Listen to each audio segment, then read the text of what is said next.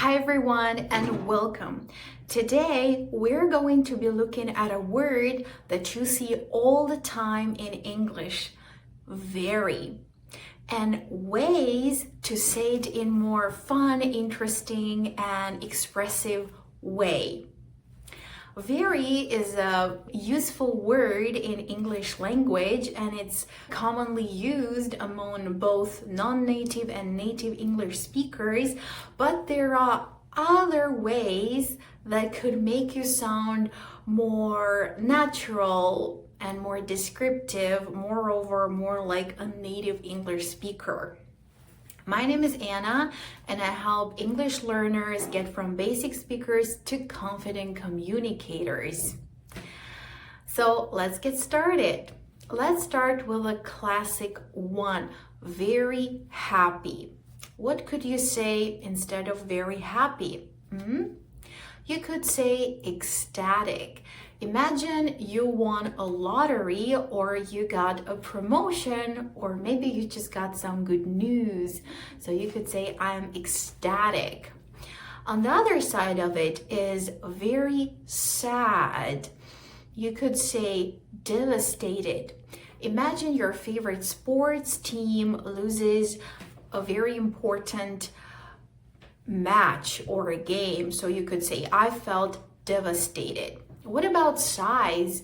We often say very big. What could you say instead of very big? You could say enormous. Imagine a huge mountain or a skyscraper. You could say it's just enormous. An opposite of it is a very small. Here you could say something like tiny, a tiny insect or a tiny house, right? What about importance? If something is very important, instead of very important, you could say crucial. Imagine you have a deadline at work and it's crucial to meet this deadline. Now, difficult, very difficult is a commonly used phrase. Instead of very difficult, you could say challenging. That marathon that I ran last week or last weekend was challenging. It was quite difficult. Also, you could say quite demanding.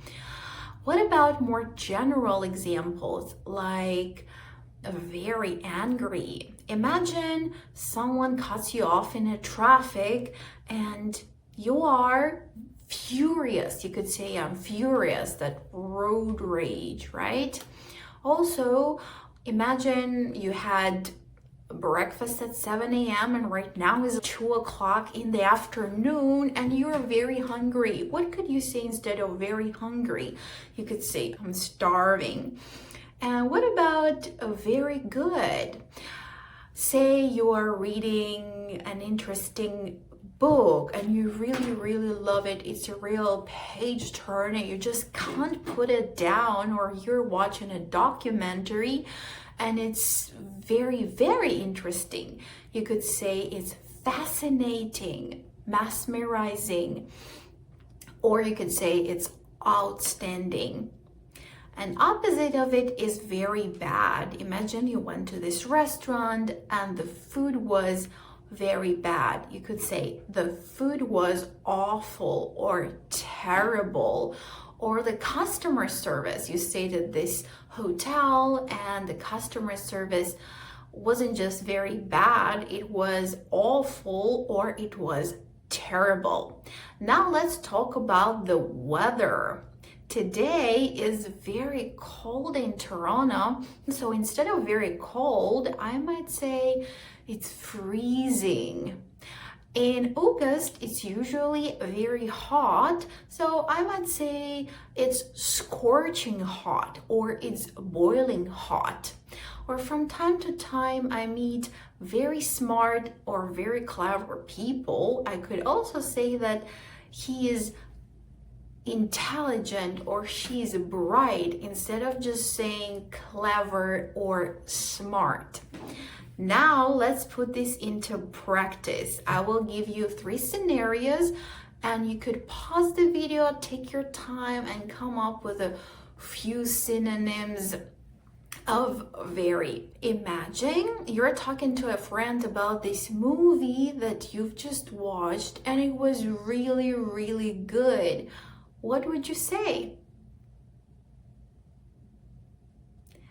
Possible answers, you could say it was fabulous, it was outstanding, it was mesmerizing, for example, or it was incredible, it was amazing. There are so many synonyms of very good. Now imagine you are at the restaurant and you got your order and you just tasted it and the food is just really bad. What would you say? You could say it's terrible, or you could say it's just awful. Now imagine you are very, very hungry after work or after a long journey. What would you say instead of very hungry? You could say, I'm starving. That's a good one. Okay, so and key takeaways, just see how much more colorful, expressive, and interesting this makes you sound. Using a variety of synonyms just makes you get your message through so much better and you sound more clearly, you're more expressive and more concise, right? So I have a few tips for you. First, you could make a list of all the times when you use very and try to think about synonyms. Okay, what could I say instead of this book is very good, or this movie was very upsetting, or I feel sad right now, or whatever. Or if you feel tired, right, you could say I just feel exhausted. Another thing is just try to pay attention. Whether you're watching a TV show or a movie, or you're interactive in real life with native English speakers, try to pay attention to the adjectives that they're using. You can learn so much more from just observing, learning, seeing, taking notes, and then incorporating, using those words in your own sentences. Try to use the vocabulary that you use as soon as possible in your own sentences, okay? Yeah, and just have fun with it. Try to challenge yourself. Remember that learning a language and a language itself, it's all about expressing yourself. So try to challenge yourself, but at the same time, try to have fun and give yourself some time. Take your time. If you want to find out what type of English learner you are, please take this quiz right here. And after taking this quiz, after filling in the information, you will get a personalized response into your mailbox. And this insight will help you achieve your English learning goals much faster. Thank you for watching this video. I really hope you have learned something new. Moreover, I also hope that you will start using new vocabulary that you have learned as soon as possible in your everyday life. Thank you for watching this video, and I'll see you in the next one. Bye!